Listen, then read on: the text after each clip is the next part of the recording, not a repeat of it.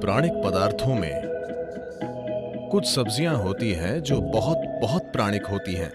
उनसे आपको जबरदस्त ऊर्जा मिलती है। साथ ही वे आपकी नर्व्स यानी तंत्रिकाओं को बहुत बहुत शांत रखती हैं। ये सारी चीजें सिर्फ उन लोगों के लिए महत्वपूर्ण हैं जो लगातार कोशिश कर रहे हैं कि अपने जीवन को बेहतर कैसे करें, थोड़ा और बेहतर काम कैसे करें, जीवन के दूसरे आयाम को कैसे खोलें।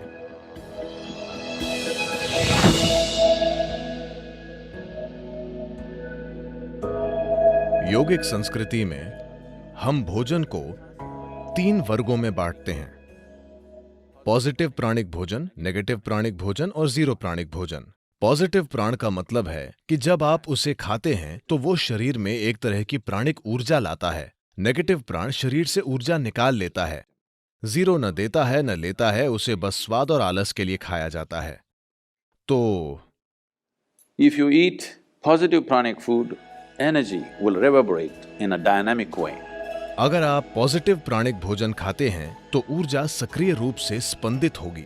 खासकर कुछ चीजें जो बहुत ज्यादा पॉजिटिव हैं, उनमें से एक है सफेद कद्दू। सफेद कद्दू बहुत ज्यादा पॉजिटिव है। आप मेरे ख्याल से इन दिनों आप सिर्फ उसे अपने घर के सामने लटकाते हैं या सड़क के 3 कोनों पर तोड़कर भैंस को दे देते हैं, लेकिन आप उसे नहीं खाते।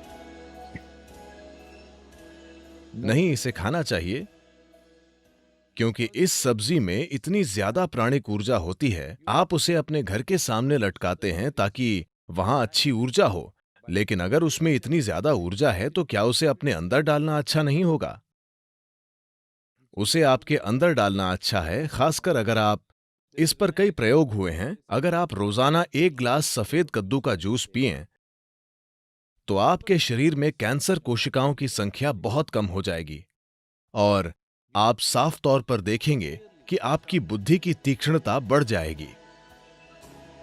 खासकर बच्चों को सफेद कद्दू का जूस जरूर पीना चाहिए। रोज सफेद कद्दू खाने से आप साफ साफ देखेंगे कि आपका दिमाग बहुत स्पष्ट और तेज हो गया है। कुछ हफ्तों तक सफेद कद्दू का सेवन करने से ही यह दिखने लगेगा। आप देखेंगे कि सुबह आप कॉफी पीते हैं, वो आपको चिड़चिड़ाहट के साथ ऊर्जा देता है। आप 1 गिलास सफेद कद्दू का जूस पिएं, वो आपको जबरदस्त ऊर्जा देगा। साथ ही वो आपको बहुत बहुत शांत भी रखता है। आप उसे जितना पी सकें उतना पीना चाहिए।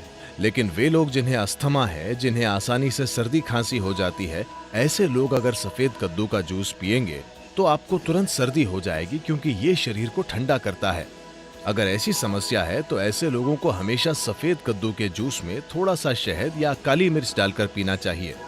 ये सफेद कद्दू के ठंडक लाने वाले असर को कुछ हद तक कम कर देगा।